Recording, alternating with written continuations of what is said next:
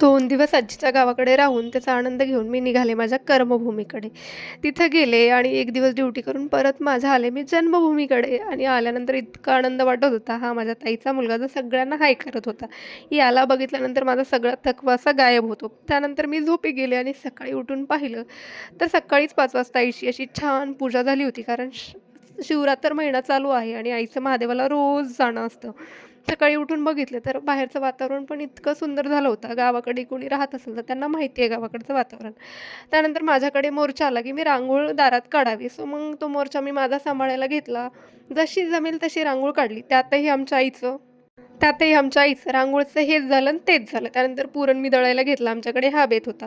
त्यानंतर माझे बाबा आले होते शेतातून. त्यांचा हा पाय बघितला की वाटलं, यार किती काम करतात. पायात इतके काटे बुडाले होते की रडू आलं बघून. त्यानंतर आजोबा आणि नाताचं असं काही इकडे खेळणं चालू होतं आणि मावशी आली की ह्याला असं काही अंगात येतं की घरा काय मावशीचे केस काही म्हणलं तरी ती काही आपल्यावर रागवणार नाही. मस्त याला खाऊ घातला आणि ब्लॉग सेंड केला.